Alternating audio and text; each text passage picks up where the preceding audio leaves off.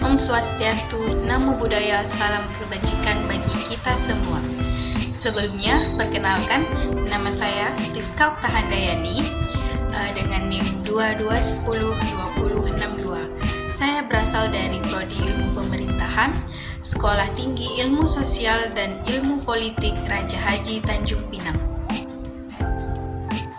Baiklah, di sini saya akan menjelaskan materi dari mata kuliah Teknologi Informasi Pemerintahan dengan dosen pembimbing Bapak Syahril Budiman SOS MIM dengan materi Konsep, Realita dan Tantangan Digitalisasi Pemerintahan.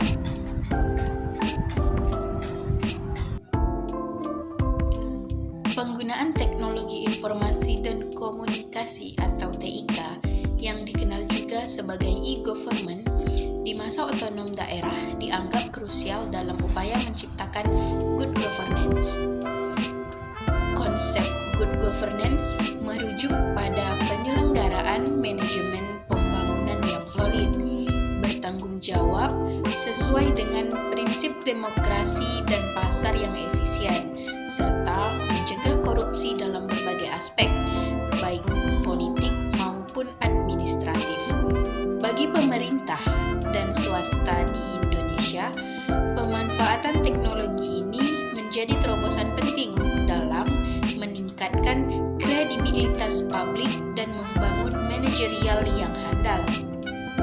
Indonesia telah mulai menggunakan teknologi informasi dan komunikasi atau TIK untuk meningkatkan kualitas layanan publik. Namun, pendekatannya masih terfokus pada bidang-bidang tertentu.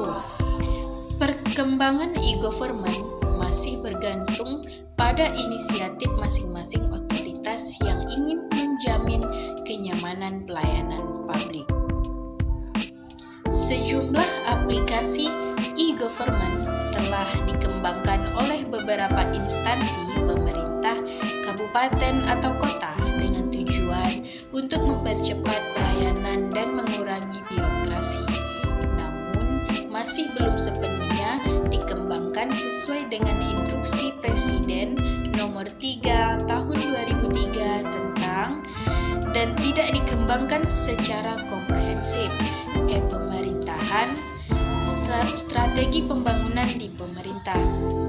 Di Provinsi Sidoarjo, penerapannya belum sepenuhnya sesuai harapan karena penerapan sistem informasi kepegawaian masih bersifat segregasi antar institusi. Artinya, aplikasi yang ada belum terkoneksi dengan institusi lain dan belum terfokus pada penyediaan website atau aplikasi teknologi informasi untuk kepentingan masyarakat secara keseluruhan.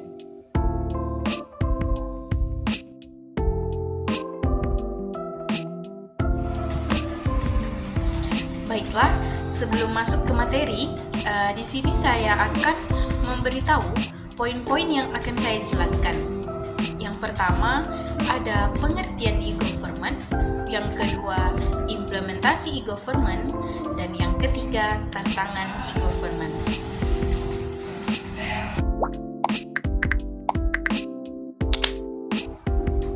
Di materi yang pertama, saya akan menjelaskan tentang pengertian e-government.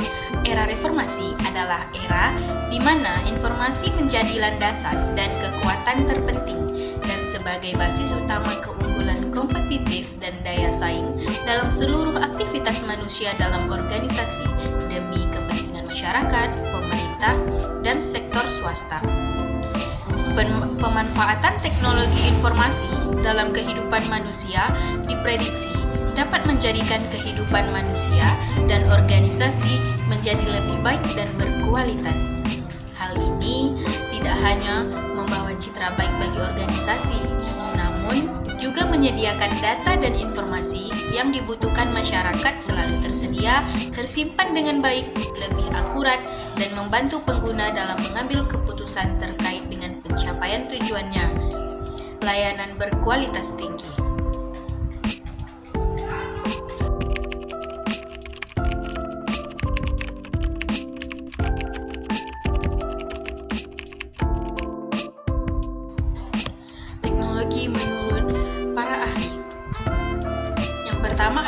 Sabri. Ia menjelaskan bahwa teknologi informasi adalah proses pengolahan data dengan berbagai cara untuk menghasilkan data dan informasi yang berkualitas tinggi, informasi yang relevan, akurat, dan terkini untuk digunakan secara menyeluruh untuk memproses data termasuk mengambil, mengedit, menyimpan, dan memanipulasinya. Yang kedua ada Lukas. Ia menyatakan bahwa teknologi informasi mengacu pada segala bentuk teknologi yang dapat digunakan untuk mengirimkan informasi melalui media elektronik. Yang ketiga ada dari McCone. Ia mendefinisikan teknologi informasi sebagai segala bentuk teknologi yang digunakan untuk membuat, menyimpan, memodifikasi, dan menggunakan segala bentuk informasi.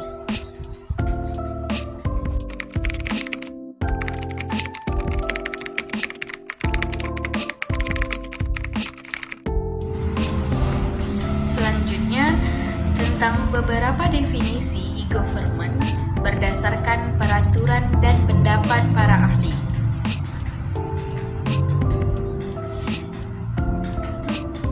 Yang pertama, dalam Inpres nomor 3 tahun 2003 disebutkan bahwa e-government merupakan upaya pengembangan penyelenggaraan pemerintah berbasis elektronik guna meningkatkan mutu pelayanan publik secara efektif dan efisien.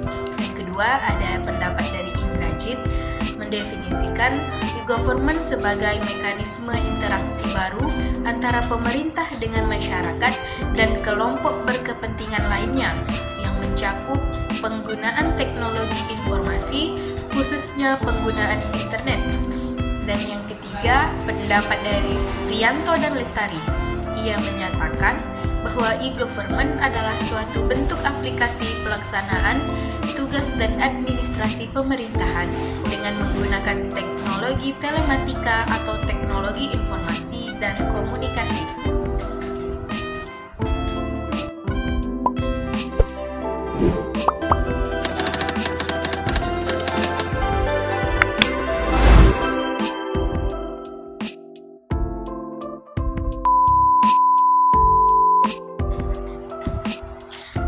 Selanjutnya, tentang materi yang kedua yaitu implementasi e-government. Menurut Sutarman, ia menjelaskan manfaat penerapan e-government dalam suatu organisasi adalah yang pertama, meningkatnya kompleksitas tugas pengelolaan, yang kedua, dampak perekonomian internasional atau globalisasi, dan yang ketiga, perlunya waktu tanggap yang lebih cepat, dan yang terakhir, tekanan persaingan usaha. Senada dengan pendapat Sutarman, Campo menyatakan bahwa ada beberapa manfaat penerapan dari e-government. Yang pertama, biaya manajemen rendah atau biaya manajemen. Yang kedua, respon yang lebih cepat dan akurat terhadap pertanyaan dan pengaduan masyarakat. Yang ketiga, memfasilitasi akses ke seluruh departemen dan tingkat pemerintahan di berbagai daerah atau access to all department and level. Dan yang keempat, peningkatan kapasitas tata kelola. Yang kelima, mempromosikan perekonomian lokal dan nasional dengan menyediakan penghubung antara pemerintah dan pengusaha atau mendukung perekonomian lokal dan nasional.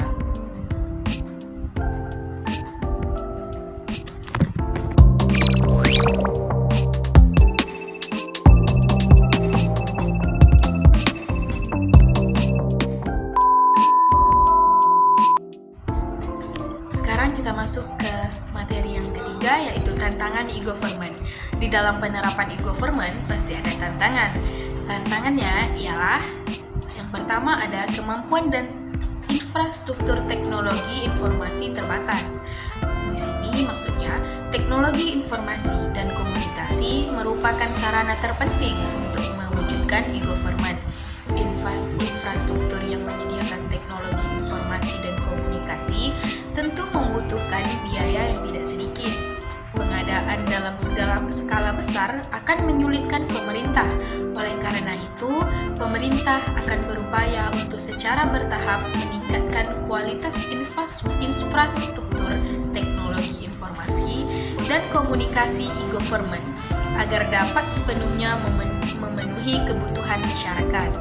Yang kedua, kurangnya upaya kepemimpinan di semua tingkat untuk menerapkan e-government atau e-pemerintahan. Kenyataannya, tidak semua instansi pemerintah, baik pusat maupun daerah, menggunakan e-government. Hal ini tentu menunjukkan bahwa keterlibatan pemimpin atau e-leadership dalam implementasi e-government masih rendah. Hal ini mungkin disebabkan karena tidak adanya sanksi tegas terhadap instansi pemerintah yang tidak menggunakan e-government.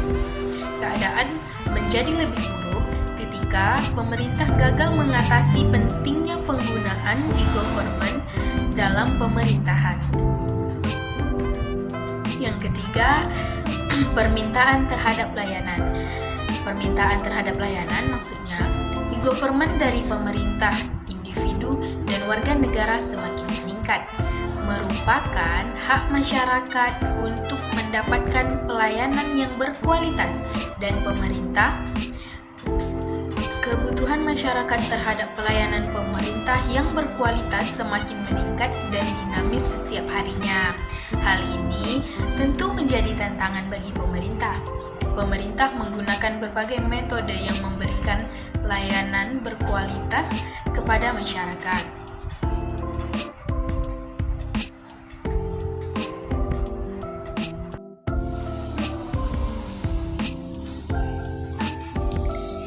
Meskipun penerapan e-government mempunyai banyak manfaat, namun juga mempunyai berbagai permasalahan. Meskipun banyak lembaga pemerintah yang menggunakan teknologi informasi, peluang untuk meningkatkan produktivitas seperti kualitas atau layanan kepada masyarakat luas seringkali tidak tersedia.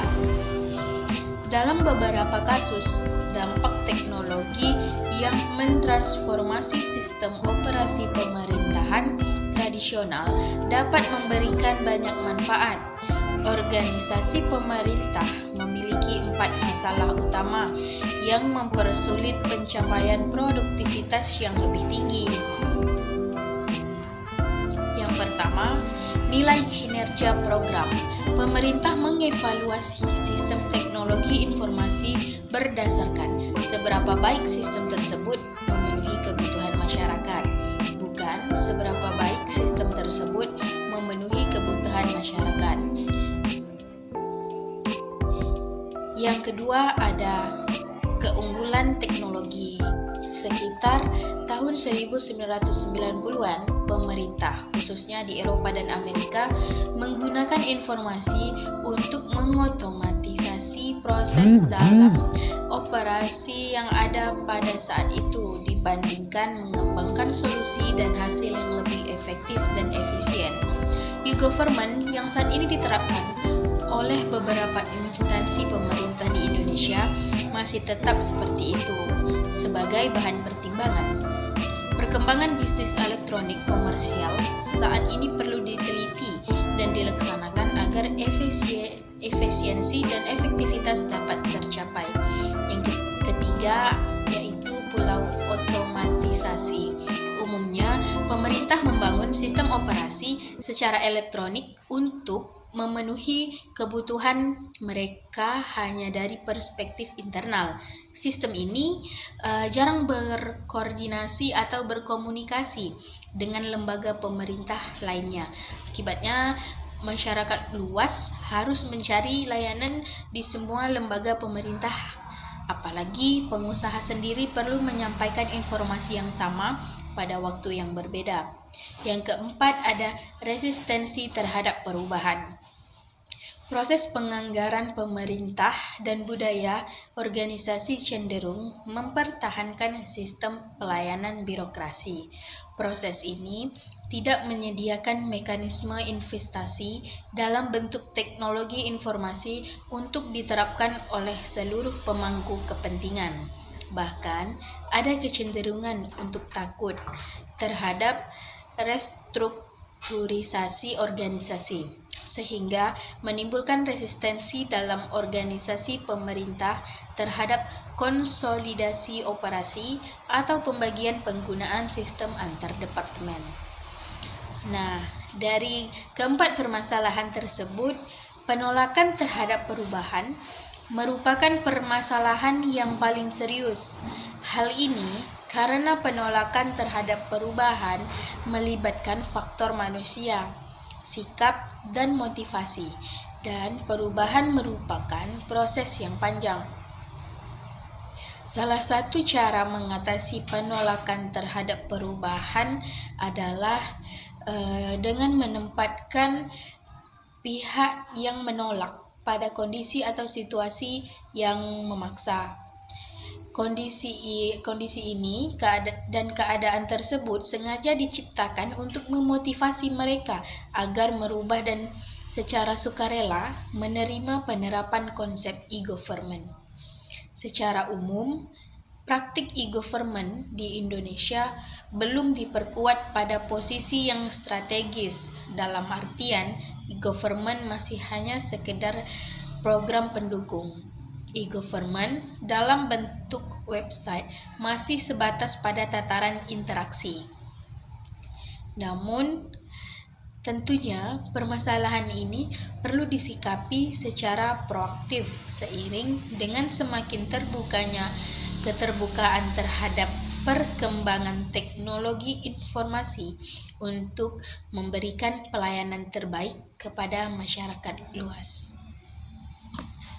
Pertimbangan penting adalah apakah ada sinyal dalam organisasi pemerintah yang masih mempertahankan budaya pelayanan kepada masyarakat yang cenderung birokratis.